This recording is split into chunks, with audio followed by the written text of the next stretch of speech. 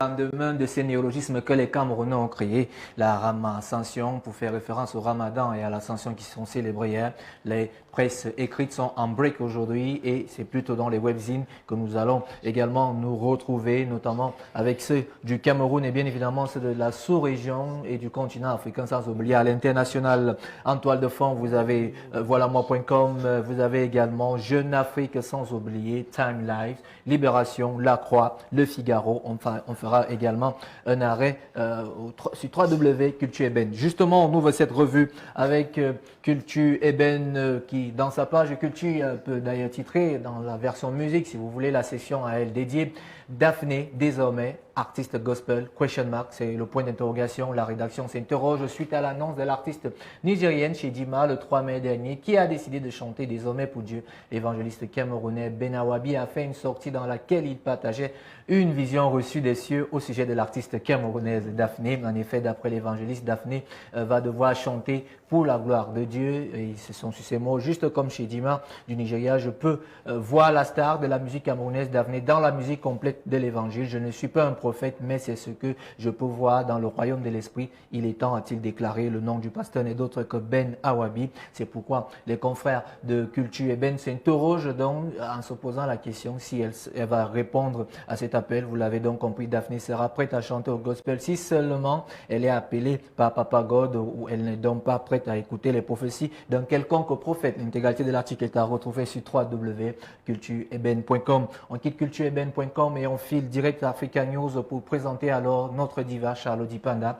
qui a présenté son album au Cameroun, La Diva. Charlotte Panda a présenté son nouvel album intitulé CD, ses initiales, l'album autobiographique que raconte sa vie de jeune fille et de femme en répondant à ceux et celles qui l'accusent toujours de faire une musique d'un autre genre. L'artiste assume ce style qu'il a défini de faire la musique qui interpelle. Voilà d'ailleurs ces propos qu'on a pu extraire notamment dans cet article. J'aime bien l'idée que les gens écoutent ma musique quand ils sont posés, c'est parce qu'ils sont disposés en ce moment-là. C'est une partie un peu plus au début de ma carrière et de me dire qu'en tant qu'Africaine, on a toujours tendance à croire que si on ne danse pas, si on ne saoule pas, il n'y a pas toujours ce second côté de degré, mais on a besoin d'écouter la musique. On va un peu plus loin dans le même article pour prendre encore ces propos de notre confrère qui a d'ailleurs lui-même rédigé et mené parallèlement une interview, Joël Kwam, et il dit encore qu'elle nous dit plus bas, Charlotte a-t-elle ajouté, big up aux jeunes filles qui sont en zone rurale parce que c'est souvent les oubliés de notre société, parce que je voudrais vraiment que ces jeunes filles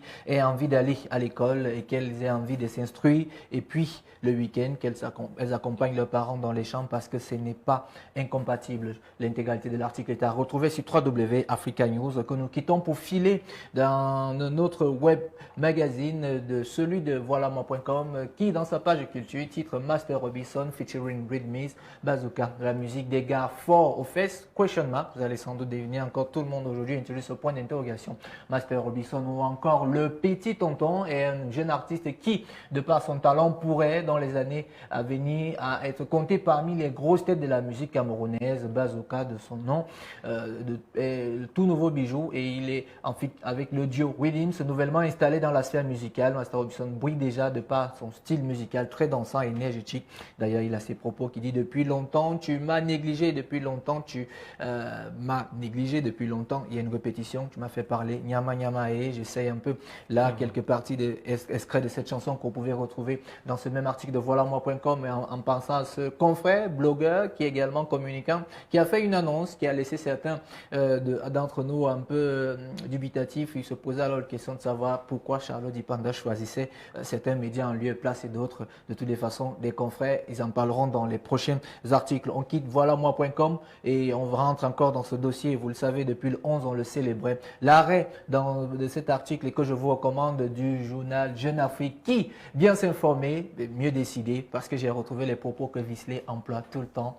Haïlé Selassie, premier empereur d'Éthiopie, également nourri de ferveur des églises et qui pullule la Jamaïque et qui se qualifie d'Éthiopienne pour affirmer leur africanité. Bob Marley trouve son Dieu en Rastafari, Manouken devenu Haïlé Selassie, musicien sudoué, promoteur du mouvement Rasta créé par Léonard Percival Howell, ce rebelle qui portait l'Afrique en lui, continue de faire des mules partout dans le monde avec un message qui parle aux exclus de Babylone contemporaine. L'intégralité de l'article est à retrouver notamment sur Jeune Afrique, Bob Somalia, Africa United War, Exodus, un message universel. C'était là pour conclure ce dossier qui avait été ouvert à l'homme qu'on célèbre aujourd'hui, qui nous a quittés depuis 40 ans déjà. On quitte Jeune Afrique, Jeune Afrique pour retrouver alors un autre qui est venu au Cameroun, d'après mes recherches, 3 fois déjà, c'est Master KG, et tout le monde le connaît notamment, il est l'auteur du titre à succès Jérusalem et bien d'autres titres. Et cette fois-ci, l'arrêt, c'est pourquoi? C'est que ses confrères des États-Unis ont insisté, et c'est Time Life qui a décidé de faire un arrêt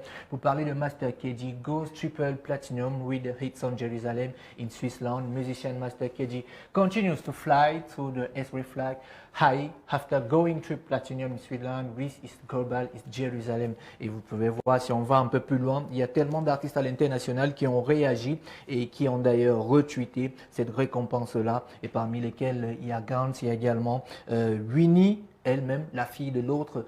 Quand je parle de Winnie, tout le monde sans doute se devine qu'il s'agit ici de Winnie Mandela, qui a eu à retweeter. Cette chanson est devenue carrément l'hymne. C'est d'ailleurs l'une des chansons les plus inattendues. L'intégralité de l'article, version de langue Shakespeare, est à retrouver sur Time Life, que je vous recommande de lire. Merci encore à ses confrères qui ont insisté en disant qu'on avait tellement oublié la zone anglophone, notamment l'Afrique du Sud ou encore l'Afrique de l'Ouest, pensant au Ghana et au Nigeria. Or que non. La preuve, ils sont là, Time Life. On quitte Time Life pour une autre actualité. Et puis, rassurez-vous, ce n'est pas, c'est vrai qu'on prie qu'il y ait la paix de ce côté-là, parce que vous le savez, depuis quelques jours, il y a cette guerre civile entre Israël et la Palestine. Mais ce qui nous intéresse ici, c'est Henri Salvador. On va un peu plus loin pour agrandir. Vous allez voir le titre qui est mentionné. Henri Salvador, les trésors oubliés d'un homme orchestre. Et quand on va plus loin dans l'article, après explication, je vais vous donner la raison pour laquelle il y a eu cet arrêt sur Henri Salvador. Clavier, boîte à rythme, chambre d'écho, loin de l'étiquette de rigolo de la musique qui lui a longtemps été accolée. Le chanteur était aussi un musicien touche à tout dont le formidable talent reste méconnu du grand public. Une compilation exhumée de ses meilleurs titres vient enfin de lui rendre justice. Vous pouvez le voir là, à l'époque quand il enregistrait Henri Salvador, le travail sur le synthé. Et si on va plus loin dans le même article que nous propose Libération, on vous montre alors comment est-ce qu'il préparait. C'était au premier jour du nouveau siècle, en son temps de la chambre avec vu Henri Salvador remettait les pendules à l'heure pour tous ceux et celles qui n'avaient en lui une vague d'idées réduisant souvent au simple rôle d'amuser le public. Le numéro 1, le chanteur, démontrait une axiome que tout mélomane sait. Et la chanson d'ailleurs, que nous nous sommes rendus compte qu'elle est la plus écoutée en Afrique francophone. Je crois que c'est la douce petite musique, ça va me revenir, et notamment elle est écoutée lors des célébrations nuptiales. On quitte Libération pour parler de toute autre chose avec nos confrères de Figaro qui présentent alors les 10 grandes expositions qui consacrent la réouverture des musées. Vous le savez, fermés depuis 7 mois, les institutions présentant de l'art vont de nouveau accueillir le public à partir du 19 mai. Attention, la réservation est indispensable pour profiter des multiples propositions, nous apprend Éric Biotti, Riveillec et Valérie Duponchel qui ont d'ailleurs signé cet article. Jour J, moins 5 pour la réouverture des musées, sans parler des expositions interrompues qui reprennent parfois une petite poignée de semaines, comme celle-ci splendide sur la sculpture italienne et de l'Antelo de Michel, ou encore de Louvre, ce jusqu'au 24 juin. Ça va ressembler à ça, la toute première, et ce sera justement celle du Cocano, étude de 1891 de Paul Signac au musée de Jacques Eman. On quitte le Figaro pour retrouver La Croix et pour parler alors de Acropole. Rassurez-vous, si vous êtes au Cameroun ou à Yaoundé, à ne pas confondre surtout avec la boulangerie. Il s'agit ici même de cet endroit qui est carrément devenu un véritable lieu mythique et historique sur l'Acropole. Discorde autour de l'installation d'une rampe en béton. Le réaménagement des abords du Panthéon à Athènes a suscité la colère des amoureux du site. Dans une pétition, historienne et archéologue demande l'arrêt des travaux. Et ce que nous fait comprendre notre confrère Thomas Jacobi depuis Athènes, qui a d'ailleurs signé cet article sur la colline d'Atel Eventia. La cinquantaine ne voit pas trop le problème ou trouve la couleur des nouvelles bandes en béton à sortir au Panthéon. Beaucoup se posent des questions, mais je crois que parmi les questions, nous on pourra avoir des réponses à notre Françoise Bango qui se trouvait encore, ou bien à tous l'épopée des Lions Indomptables qui nous ont ramené une médaille dessinée, si vous vous rappelez. Donc nos confrères de La Croix ont décidé de marquer un arrêt dessus. On quitte La Croix pour retrouver certainement... attendez, moi je crois que là... Non, là c'est bon. Là c'est bon. Parce qu'il y en avait encore. Là c'est bon. La Croix...